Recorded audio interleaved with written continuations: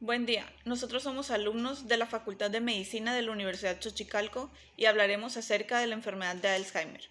La enfermedad de Alzheimer es un trastorno progresivo que hace que las células del cerebro se consuman o degeneren y mueran. La enfermedad de Alzheimer es la causa más común de demencia, una disminución continua de las habilidades del pensamiento, comportamiento y sociales que altera la capacidad de una persona para funcionar de manera independiente. Los primeros signos de la enfermedad pueden aparecer cuando se olvidan eventos recientes o conversaciones. A medida que la enfermedad avanza, una persona con la enfermedad de Alzheimer desarrollará un deterioro grave de la memoria y perderá la capacidad de realizar tareas cotidianas. De acuerdo a la Organización Mundial de la Salud, la enfermedad de Alzheimer es la forma más común de demencia. Se calcula que representa entre un 60 y un 70% de los casos. Como parte de la fisiopatología, algo que tenemos que saber es que la enfermedad de Alzheimer es una enfermedad cerebral de muerte neuronal programada. Sí, es neurodegenerativa, y lo más importante en cuanto a la patogenia de esta enfermedad es la formación de placas beta amiloides y también la formación de ovillos neurofibrilares. Sin embargo, hay algunos factores de riesgo que son muy importantes mencionarlos, y principalmente la vulnerabilidad genética. La presencia del alelo E4 de la apolipoproteína E va a conferir una vulnerabilidad genética para desarrollar esta enfermedad. La apolipoproteína E, bueno, el grupo de proteínas llamadas de esta forma, apolipoproteínas, son encargadas de eliminar los productos de desecho de la célula, sobre todo aquellos productos que no son tan solubles, refiriéndonos en este caso a los triglicéridos. Entonces la polipoproteína E se encarga de eso, de eliminar estos productos que no son tan solubles. Sin embargo, en esta enfermedad, al existir un déficit de esta proteína, pues no se va a poder eliminar aquellos productos de desecho y se van a empezar a acumular, dando lugar a estas placas beta amiloides. Sin embargo, es importante mencionar cómo es que esto sucede. Si bien no es algo que pase de la noche a la mañana, de un día para otro, la enfermedad es lenta, la progresión es lenta, no es una enfermedad rápida. Y pues esto es sobre todo por esta fisiopatología que podemos leer de esta enfermedad.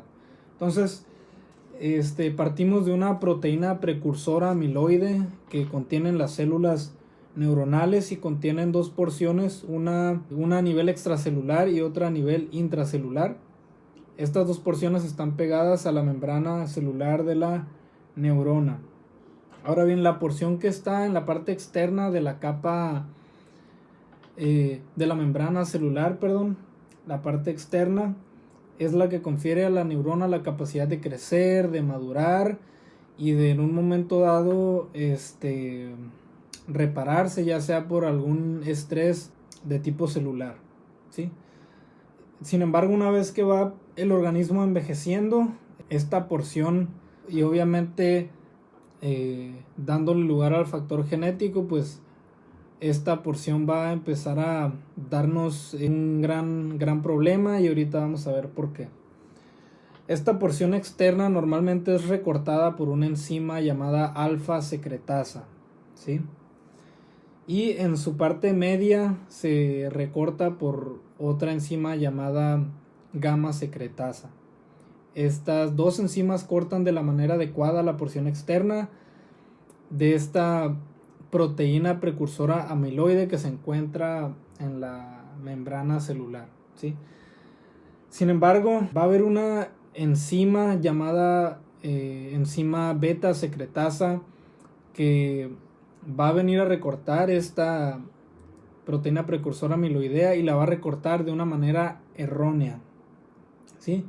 Entonces, esa porción que va a recortar de la parte externa de esta proteína precursora amiloidea no se va a lograr desechar de la manera adecuada debido al mal recorte que hay y también al factor genético de la apolipoproteína E que no se va a encontrar en estos pacientes. Entonces, ese producto de desecho que se está recortando de la porción externa se va a ir acumulando, ¿sí?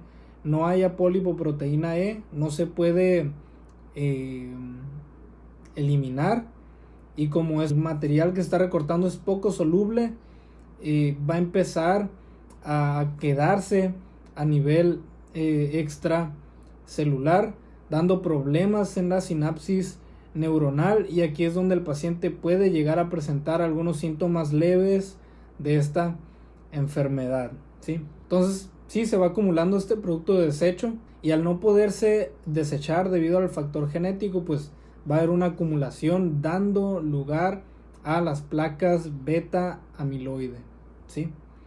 Entonces se empiezan a acumular estos productos de desecho, dan lugar a estas placas beta amiloide, y estas placas empiezan a secretar algunos monómeros, incluso hay reclutamiento celular, hay una cascada inflamatoria, por así llamarlo, a nivel extracelular, y esta cascada inflamatoria llega a ser de tal magnitud que logra infiltrar dentro de la célula, ¿sí? Entonces ahora ya no nada más la afección va a ser extracelular, sino que también a nivel intracelular va a haber una afección muy importante que posteriormente nos va a dar lugar a los síntomas severos de esta enfermedad, ¿sí?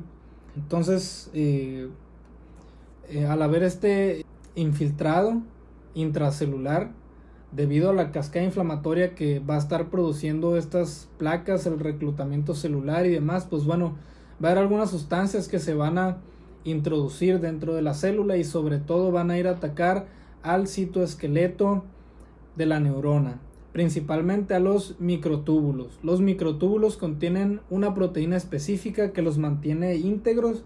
Esta proteína se llama proteína tau, ¿sí?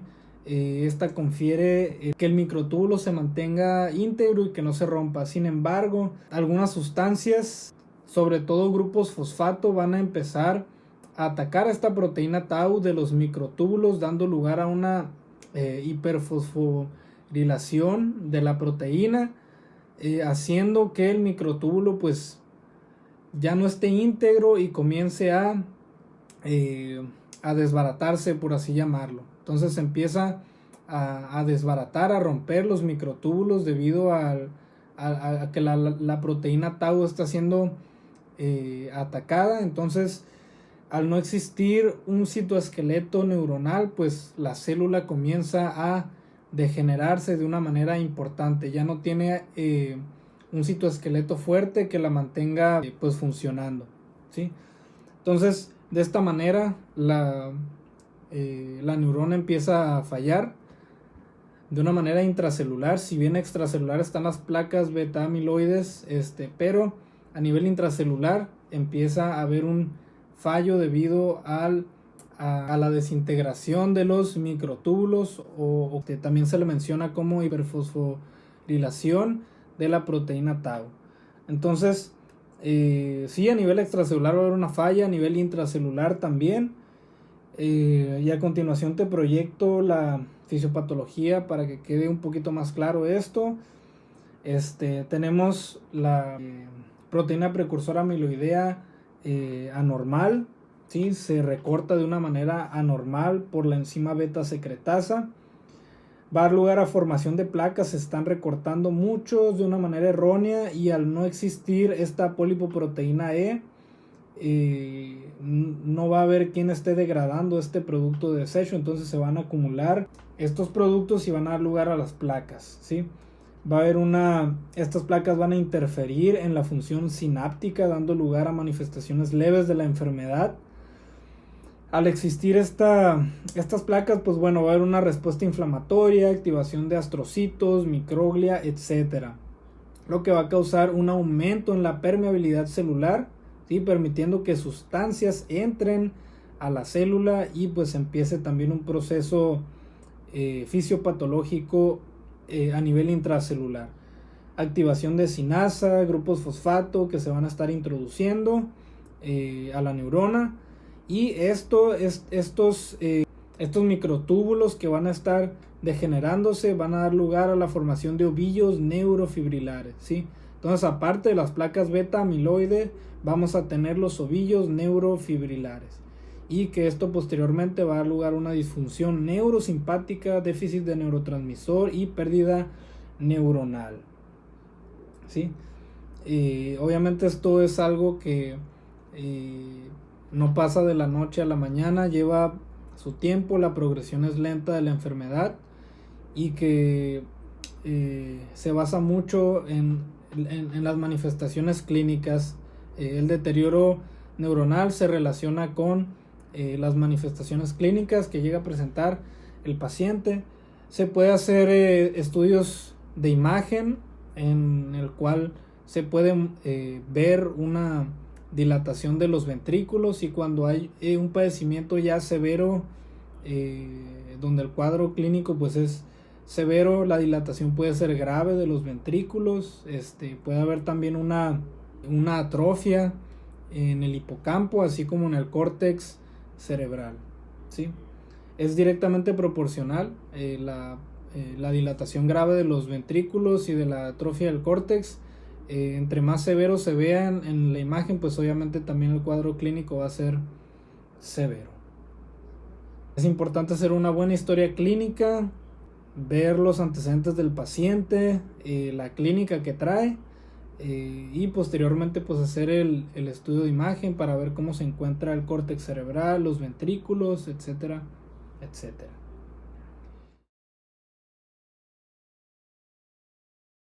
La enfermedad de Alzheimer es una patología de evolución lenta. Desde que aparecen los primeros síntomas hasta que se inicia una etapa mayor de gravedad, pueden pasar años, dependiendo de cada persona, entre 5 y 20 años. Por el momento no existe ningún tratamiento que revierta el proceso de degeneración que comporta esta enfermedad. Sin embargo, se disponen algunos fármacos que pueden retrasar las determinadas etapas de la enfermedad y la progresión de la patología. Se utilizan los anticolinesterásicos o inhibidores de la acetilcolinesterasa, fármacos que elevan los niveles de acetilcolina en el cerebro. Tacrina, donapecilo, galantamina, memantina y ribastigmina son los fármacos indicados en las primeras etapas de la enfermedad.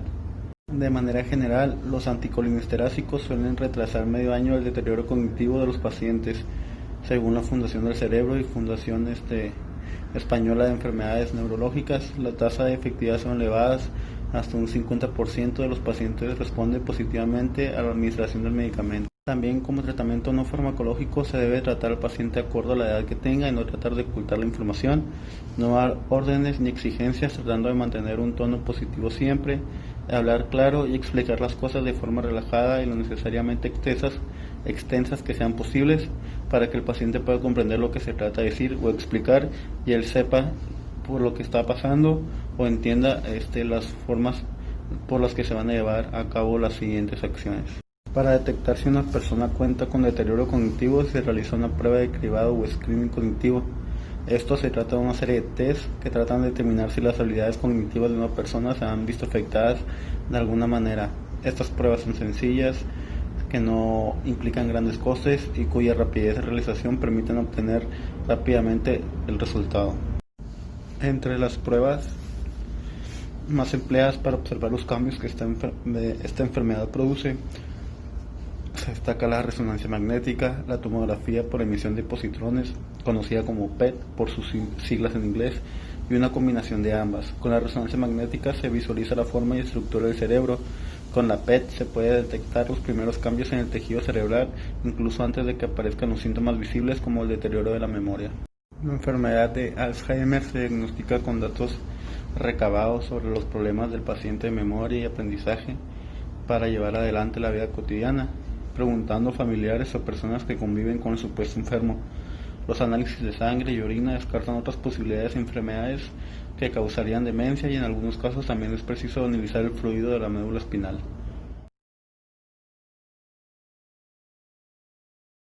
Cada persona con la enfermedad de Alzheimer experimenta sus síntomas y el avance de manera diferente.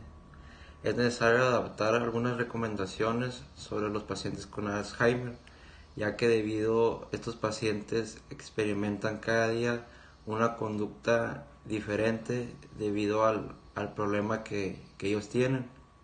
Es necesario reducir la frustración para que tengan una mejor inicio del día y terminen también su día con un manejo en sí, permitiéndoles mostrar algunos desafíos, por ejemplo, programar seriamente su rutina del día, de la tarde y de la noche, programarles tareas como bañarse o vestirse. Estos le permiten también estar involucrado en actividades del día a día. Ofrece opciones, proporciona algunas opciones, pero no demasiadas. Todos los días, por ejemplo, proporciona qué trajes vestir, darle 2 opciones a escoger, preguntarle qué bebida quiere tomar, ya sea bebida caliente o fría, proporcionarle instrucciones sencillas, claras, para que él solo pueda tener también una comunicación clara. Limita las siestas, evita siestas múltiples o prolongadas durante el día, para que así en la noche pueda dormir. Reduce las distracciones, apaga el televisor y minimiza conversaciones con demasiadas personas para que el paciente esté enfocado hacia una conversación clara con alguien.